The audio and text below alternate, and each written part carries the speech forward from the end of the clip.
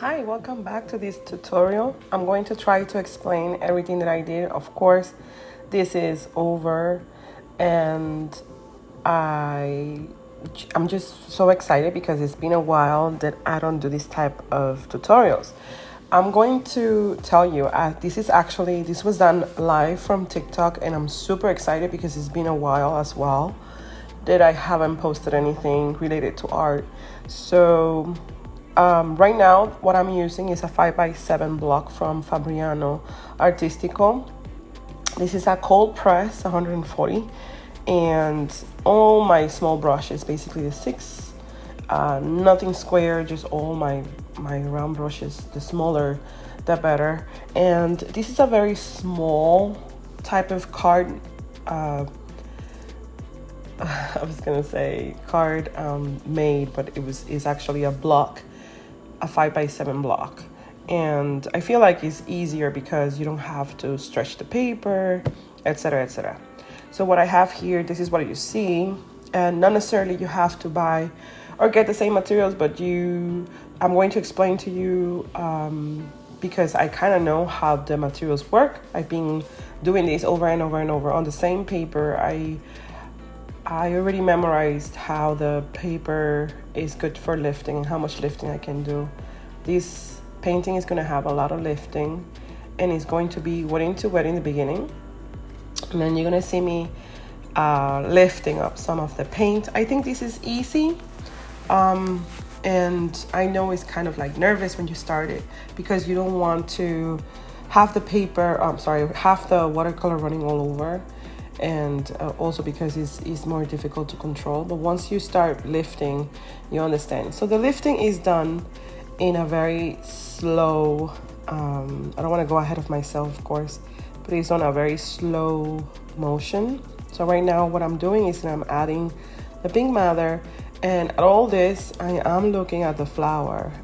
It's one of my anniversary gifts from my husband. So it's something very special to me at the same time. I would recommend you to work on natural first and then go on. But if you can't, definitely you can use a photograph. The reason why is because sometimes live setting has that natural shadow that you can actually use instead of relying on a photograph that sometimes they omit the shadow. So that's why I will recommend you to start on a live setting, on a still life. But if you can't, definitely use a photograph like I'm doing here. I'm actually taking pictures of the arrangement, but working from a photograph. I did notice that working from photographs, sometimes it omits the shadow. So that's why I feel like it's better to work with live natural setting or live still lifes or whatever. So the color that you see me using is almost like that sap green. It's very light green. And the palette is from Koi watercolors, which are very pungent, very dark. Not dark, but more opaque than the actual natural. Instead of natural, I was going to say transparent. So you also have to learn to kind of just get acquainted with your colors. I think that's one of the things that I had to learn. I'm always this person that wants to rush constantly and never want to pay attention to some of the rules. And then later on in life, I found that because of those skipping, I had to go back and learn it anyways. So it's good to learn your colors. Your color wheel is going to help you tremendously when it comes to watercolors. So right now I lay down my watercolor in a very light. It's already wet, the paper is wet. You're gonna have some buckling, and I was explaining to the people that were there on TikTok that the paper is gonna go back to its size. Now if you prefer to work this way, it kind of just makes it easier because you don't have to leave the white. Some people find it difficult this way, but I'm just giving you like an example of the things that you can do. And of course, we're doing a rose, but you can do all kinds of flower this way as well. And I find it I find it more easier to work than when I'm doing dry on to wet or when I have a sketch on the bottom. Okay, so right now I'm actually adding a very light blue that I really like. Is something that I love. That blue is a baby blue. It comes with different brands. It comes in different colors. Sorry, different names. But this is cerulean blue in almost every brand out there. And I added a little bit of alcohol because I like that drop kind of like effect that the alcohol has. This is something that is kind of like, for me, I do it because I like the texture. You don't have to. You can pour salt if you want. If you like texture like I do, you can definitely use salt or any other thing that might do different textures on watercolors. There's pigments out there that Windsor has that also have and make the grain, just that I don't like to use them because I feel like you have to clean everything and then redo them again. Right now, once the watercolor is about, let's say 60-70% dry, then I'll add more color into it. So it's not just wet. It's almost like it's about to dry, then I'm going to add another layer. Pink Madder is a color that is very versatile as well, and it's a good color. You're able to lift, so that's why I use this. And also because I love pink and I love pink roses, and the actual photograph has a pink flower. You can do this with any other color that is light, like perhaps yellow. Lavender color is a good color that you can lift, and different colors out there that that has and consist of that transparency. What I'm trying to say is that for the flower per se, I use a different brand. I actually use Windsor and Newton. Again, I'm just throwing brands out there because I learned how to work with different brands and what they actually are good for. I feel like Koi is a little bit more stronger, a little bit more opaque. So that's the reason why I did not add it onto my flower since the beginning, because I wanted that transparency. I, however, did add it on the second layer, as you can see here. And the same thing with the stem of the flower and the leaves on the bottom that you see. So the leaves in the flower, the first layer of the flower, the leaves in the stem has Koi, just that in the flower, the second layer is Koi watercolors and the first layer is Windsor. So I don't want to confuse you. So what you see me doing here is, and you probably, because I've been talking and not really telling you, so I do apologize, I do tend to do that, is that I already lift very softly, very gentle. And when you lift, you're going to press down to the paper to a point where you're not going to hurt the paper. You're going to swing your brush very lightly. You're going to pick up some of that pigment that you have put down, and then you're going to wipe it off with a cloth or with a napkin or a paper towel if you have one around, and then you're going to do the same process until you have about 10% of the white paper. And that's what you see me doing here on that petal that you see. I did this almost around the flower, where I thought that I could do and add some of the petals. And then one thing that I also explain before I forget is that I'm constantly moving. So while I'm waiting for the bottom part of the flower to dry, I'm adding on different places that I know is dry or less wet. I wanted to really get that roundness of the flower, so on the bottom part of the flower, I added another layer of color. And I'm going to keep doing this until I get something of my liking. As of now, I thought when I look at it, this is going well, but I really like strong colors, and so I'm going to add another layer of watercolor. Sometimes when you're doing sketches or when you're doing something like this, you kind of play it by ear. And one of the things that I also explain while I'm doing the shadows and I'm adding more color, and this is koi watercolor, it's a little bit more pungent, a little bit more stronger, as you can see on the paper, is that your first tryout is not always going to come out as planned. So don't get frustrated by one time. Most of us, including myself, and I consider myself a watercolorist that have enough experience not to do these type of things, but you might need 1, 2, 10 times. You might need a lot of practice in order for you to complete a watercolor painting of your liking, or something that you can say, hey, you know what? I think this is where I want it. So for me, this is my first try. I just saw I just saw the flower, and I said, I'm going to try it. I'm going to sketch it. So with that said, is that when you're doing something, or when you plan to do a flower, anything, don't concentrate on just one try. Think, I'm going to do this sketch, I'm going to do another sketch, I'm going to do another one, and then maybe later on the third, fourth time, and you have your painting. Practice makes perfect, like everybody says, and it's very true. It takes me a long time to say, okay, you know what, this is the painting that I really want, because it takes more than just one try. So practice. I feel like that's the key to everything. And even you can see other people, because I learn from other people. You can see other people doing it, and I mean, some people in one try and they'll be like, that's it, it's done.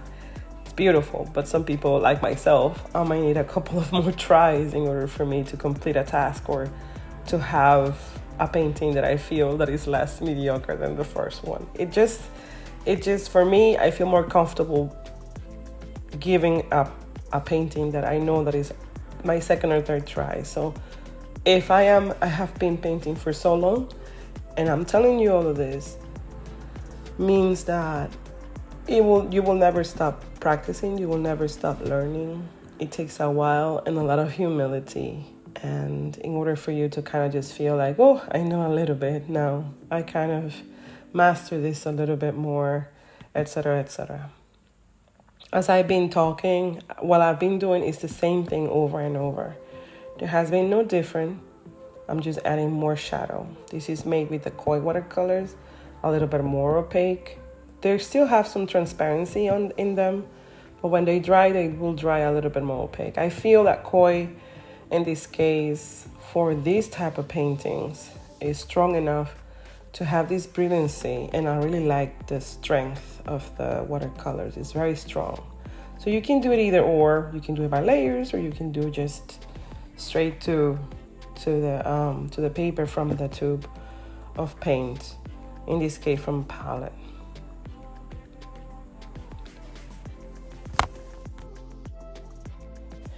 All right, so we're now basically to do the last part of the painting. This is why I say that it's very important to take a look at your colors, to know your colors, because you'll be able to kind of like intertwine them together. You know what works with what. And one of the things also is that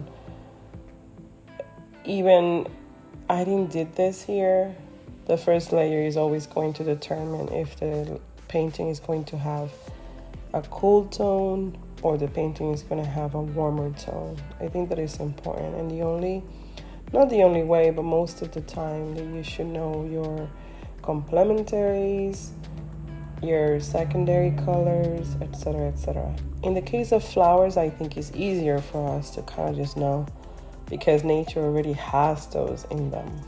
So you see that kind of like that pinkish red combines very well with that green. And so you don't have to go all over. But if you're doing a painting on your own, you'll know that each leaf has its own variety of green, even if it comes from the same stem. Most of the green will have different brownish color, yellow in them, and that's what you want to convey. I'd rather do that than just lay down a green and not giving it that depth. That's my preference, of course, but you can do it in a more direct way. I'm so used to working in layers that I feel that is the easiest way to learn as well. What I'm doing right now, it's everywhere on the bottom. I just want to make sure that I capture the roundness of the flower, because also you don't want to have that to be too flat on the paper. It does have this roundness, and the flower per se, the rose grows in as a bulb, so it kind of just twists as it's opening, and so you're gonna have layers and layers of petals, folded petals in there. And one of the things that it was difficult for me, and this is the reason why I'm giving you guys this, is because I used to get so lost on the petals, because I used to just watch those details. Like I was like, okay, I'm in the first layer, I'm in the second layer. And instead of doing that, as in with everything else, just focus on the shadow. And when you do this, you don't feel that lost, because it is difficult. It's a difficult flower. I know some people out there make it more different ways, but I feel like the rose is one of the most difficult flowers out there. And that's something that I didn't learn until later. It was very fastidious for me not to be able to complete a rose without feeling lost. And so the only way that I kind of feel that I felt much comfortable doing this is by stepping back, squint your eyes, and look at the shadow. When you do that, you're giving a chance to your eye to tell you where are the details. And so like that, you don't get too lost on counting every single flag. Of course, there is different ways of doing and creating. You can definitely use one of those, I do have one of those lines that can make you, that you can trace the photo. But what if you don't have that? You have to really do it like hand. So you're still going to have to be essential. So the best easiest way that I feel is by squinting, stepping back, looking at the shadow, coming back to the painting, feeling comfortable. You are actually adding more shadow. I feel that's the best way. I know to be here, because a lot of people that watch TV, but it is really, and you really want to tackle anything that you want to do. Always step back, squint your eyes, and look at the shadow. It's almost like you're watching a narrative. You know, back in the day, when you used to take pictures, you used to watch the negatives, and you take them closer to a ball, and you see how all the details are there, and you see the dark and the white or the light and the shadow. It's the same thing with painting. So that's what we're going to focus on. So we don't go crazy looking for the details, because it can make you feeling lost, and you think you will lose, that depth that you want to convey. So that's the easiest way for me to do a rose, and that's the reason why I like to with the hopes that actually can help you, because there's a lot of people that do behind the scenes, but tips that are very important as well.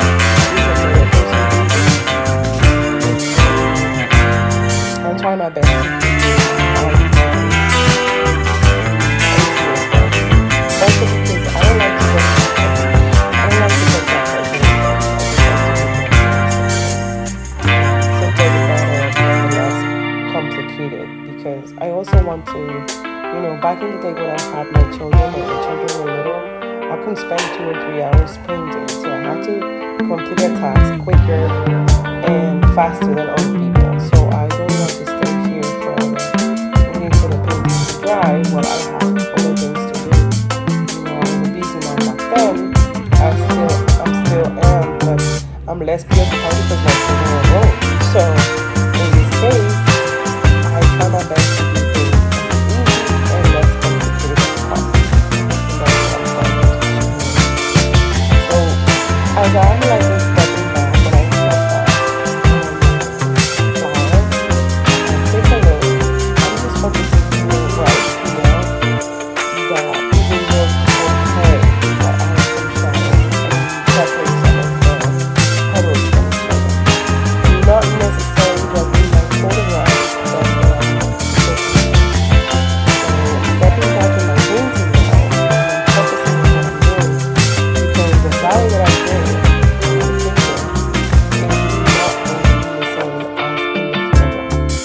not copying here anything, except I'm just basically doing the essence of what I'm watching.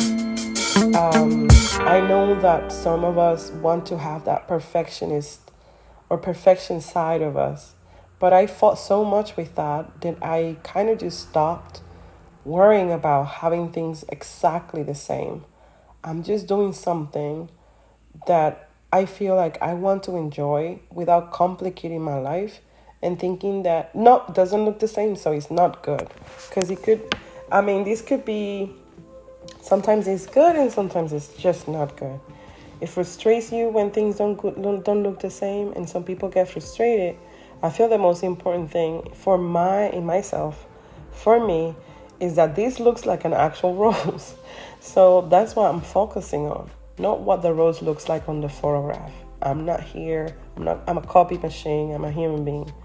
Even though it's the first try, I want to do my best for this painting to look like an actual flower, a rose, and then the viewer, which is the person that is watching me, to understand these are the folds, this is the rose. So that's the most important thing. That's one thing that actually in the beginning I fought a lot, because I wanted my subjects to look exactly what I was saying. And so I used to get frustrated without thinking that most of these excellent paintings that you see out there, this person practice until he kind of just give you the last performance, basically, and that's the finished result. So you need to do more practice and then kind of just execute the last painting when you feel comfortable with your subject. And that's one thing sometimes that I wasn't really if you're going to present something, you're going to try your best to do the best. And the best is not going to be your first try, it's going to be several tries. I don't know if you understand what I'm trying to say. So then again, I did round the bottom part, and because red and green is complement each other, when you push back, or when you push for the green to touch the red, you're gonna have these bluish backgrounds. You don't have to worry too much about adding too much shadow on the bottom. I also was explaining to people, as you can see here, not to worry when you lay color, because I feel that you do have to wait for it to dry, but it's always going to dry later. So the first few layers that you add to your paper, those are going to dry later, so you don't have to worry, depending if you're actually doing this on a wet into wet setting. When I was starting off, that's one thing that I didn't understood. I was very afraid to mess it up, and so I waited long periods of time in order for the first layer to dry or to be semi-dry, and then I continue. The painting is always going to dry in different places faster than the others. So what you're going to do is that you're going to be working around almost like clockwise when you're painting, so you don't get that tedious time. And that's something that I feel like you'll learn during your practices and during the time that you continue painting. I believe that at this point, I'm going to create the shadow, basically my last layers of color. And this was done with a little bit of Peruvian blue and the red color. And I'm also doing this on the petals. And I'm sorry, this is the petal. This is different. So I'm going to add a little bit more of color on my petal, because I feel like it needed to have a little bit more strength and be less pale. And since I'm actually adding more color onto the petal, this means that I'm going to have to add more color onto the shadow. So the more layers you add, the more shadow you're going to have or you might need. Again, I'm doing this is a preference of mine. You don't have to do this many layers. I think with 3 or 4 layers should be enough. And that's another thing that I had people ask me, like, how many layers of color do you actually put down when you're painting? And I didn't know what to answer because I do a bunch.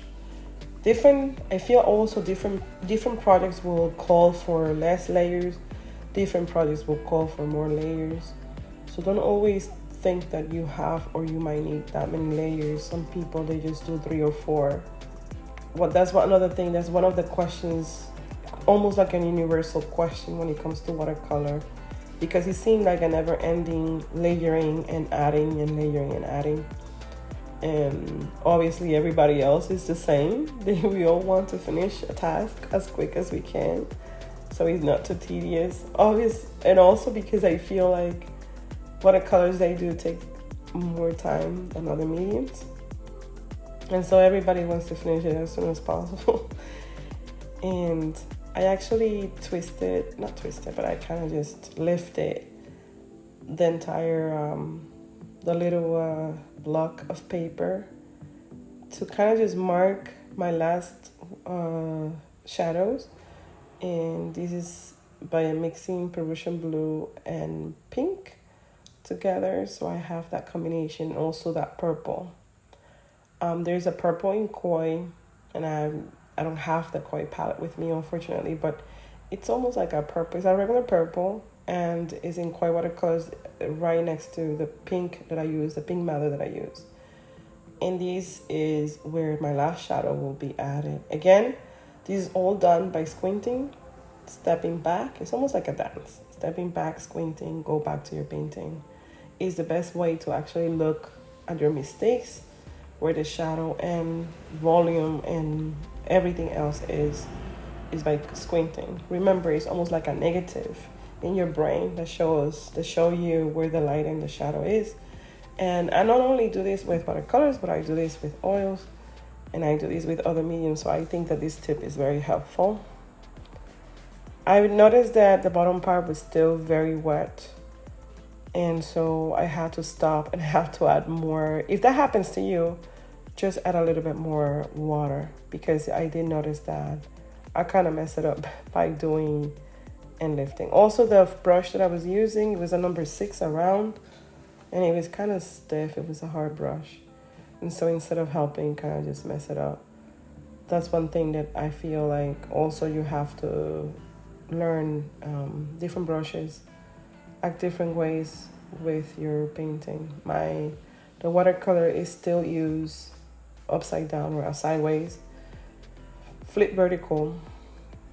I'm trying to locate in my brain the best word. I'm Spanish, so sometimes I'm not gonna have the right word. And like I said, I wanted to do this talking over versus leaving you with the background noise that I had when I was painting live. It was very rowdy, so I don't want to have I had the TV on, my husband was talking on the phone, and so I wanted just to leave you and I think that is the best.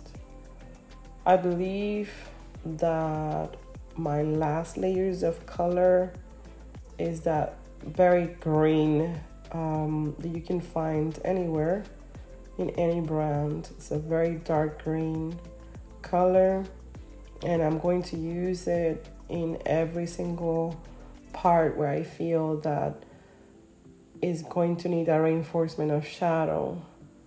Because of flowers, and you notice that on the bottom stem I'm doing an elongated shadow, is because everything kind of just it goes by layers, right? So everything is like the lightest, medium, and then dark, right? So that's what I'm doing. And also because in this case I was working from a photograph, but I do remember that when I took the picture, the light setting was mostly from the top, and so I tried to convey the same when I was painting, remembering that it was coming from the top at all times. And so I wanted to create that depth of shadow on the bottom layers. So each subject, including those on the bottom, they do kind of just overlap each other, and that's what I'm adding in there. Each shadow of the stems and the petals that you see. So each shadow has an overlapping shadow, and that's what I'm actually using or doing on the paper. The last brush that you saw, it's called a tulip brush. It's something that I feel like you can use. It's a very nice and very versatile, perfect for flowers kind of brush. And you know what's the funny part is that I really don't use this brush much. And I wanted to use it on this painting, so that's what I was actually looking and showing. Let's just use that tulip brush because it did cost me $20, and so I think a little bit more, but I said, yeah, I'm going to use this because I don't use this brush. Also, the tip of it, if you notice, is almost like a tulip, like the tulips are kind of like a pointy. So that point allows you to do petals. That's why I feel like this tulip brush is very useful. But like I said, I don't use it much. I don't know why. It's just funny. So here's the tulip brush. Doing the same thing that the other one did. Just adding shadow. At this point, I don't do anything else. Nothing out of the ordinary except adding shadow, shadow, shadow. I did, however, like I said, focus a lot on the roundness of the flower. When I'm looking at that bulb, I want that thickness on the bottom to show. And I don't want my painting to look too flat. And that's what I did. Also, one thing is that your brush is going to do kind of like you want to convey that form. It's so important. So with the brush, you're actually doing the same. The last color that I use is this reddish, very pink, orangey color. I feel like it gives that vibrancy to the rose.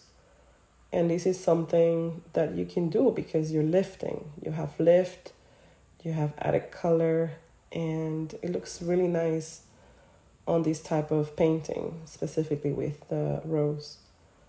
I do also paint the background, and I believe that's the last thing that I did. Although I did use alcohol, and you don't want to run over what has been there, your texture that is already there. So I did it around just a little bit so it looked kind of just a little bit more uniform. But this was, again, a preference of mine. You don't have to overdo or retouch the background unless you really need to. Okay, so I'm getting my brush ready to do the background. I'm going to add just a little bit more, just so it looks a little bit more in depth and the flower can come alive a little bit. I feel like, in my case, I feel like it helped the flower to kind of just separate from the paper because it was kind of too in there, like it's just there, a little bit too flat for me. So I added the same color. Right on the corners, I added that Peruvian blue color, and I wanted to make sure not to touch the alcohol droplets because, of course, it's kind of like counterproductive. That's what I wanted, the texture, right? And I've seen paintings done with alcohol that looks so beautiful. I just don't like, I'm not there yet, but I know that people do and use alcohol with texture and do all kinds of stuff with watercolors. I feel that also watercolors is a very underestimated medium. Of course, now, you know, a lot of modern artists, they have, they show what they can do in watercolors. And I feel that the medium already now, it's very popular. So it's very cool to see people doing all sorts of things with watercolors. And that's what I've been doing, just working on watercolors and giving that love that I feel that the medium deserves because it's underestimated. A lot of people think that watercolors is less expensive for some reason, or it should be more or less expensive or easier. Some people kind of just feel that it's almost like children's play, although I feel that any art for us is almost like children's play, but watercolors is a medium that is kind of like, I don't know, like underestimated, and people feel like it's almost like, you know, my child, and they're putting them there and they do watercolors and it looks so nice, but at the same time it doesn't have that much value, and I feel that's not true. Anyways, as to not confuse you here, I'm just waiting for the last layers to dry, and I'm very happy because I haven't done this in a long while, and I want you to if you don't understand anything, to go back, review it, come back, and like I said, do your own. Don't complicate. You know, this takes practice, patience, all of the above, so you can finish your artwork. Again, one thing, you don't need to have these brands, or you don't have to buy expensive. Try to do this with your own materials. Of course, you know, now I have a little bit more experience, so I like to work with materials that I know that are going to give me what I'm looking for. All right, now that everything is kind of settled in, the paper is going back to its size. I waited a little bit. You don't really necessarily have to.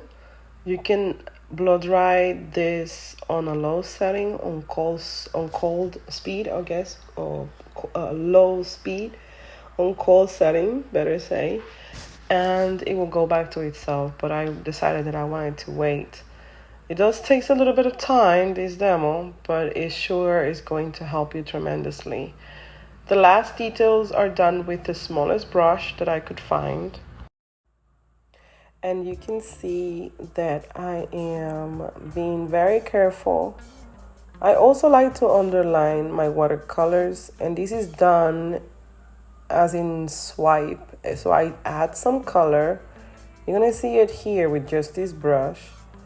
We're going to add some color, right? Just doing the last details, all right? Some places that it needs it, I will do that. Some places don't need it, I won't. But on the places that I need to, I'm going to add the color, and I'm going to swipe with a little bit of water. Just a tiny bit, just so it doesn't look exactly like this is a pencil, almost like a sketch type of thing. It's kind of rough when you do stuff like that, so I try my best to do it softly. Yeah, there is an underline in there, but it's very softly done, so you won't notice. And I do this also with some of my oils, so I want that kind of just like it looks more real, I feel. Right in the middle, I'm adding the last layers of shadow, and I'm very pronounced with the shadow because I wanted to, and I also wanted to show people that don't be afraid of color. I think that's one of the things that we're so afraid of, jotting down color. And I was one of them. I didn't want it to add too much color because I feel I'm gonna ruin it. So don't be afraid of color. Add color in there. That's the reason why it's called painting. With watercolors, I feel like a lot of people, and depending also on their style.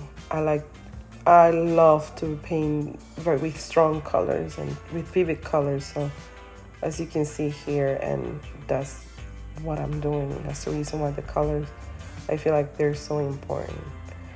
Overall, I hope that this was very instructive, that you're able to learn and to apply this to your own painting or paintings.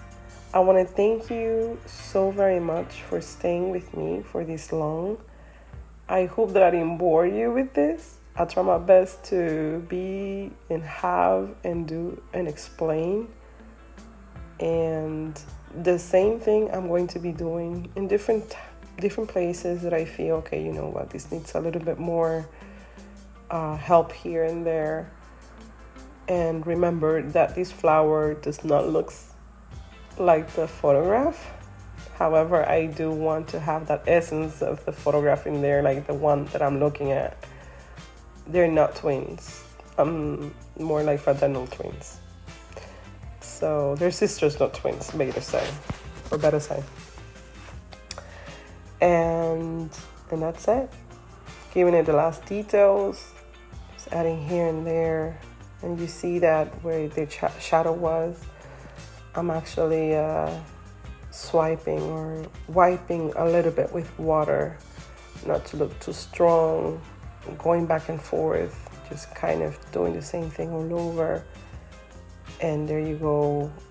This is basically the finished result. that's it. Thank you very much for watching, and I'll see you on the next one. Hopefully we have more time to spend with each other and that you enjoy this, like I said. Thank you.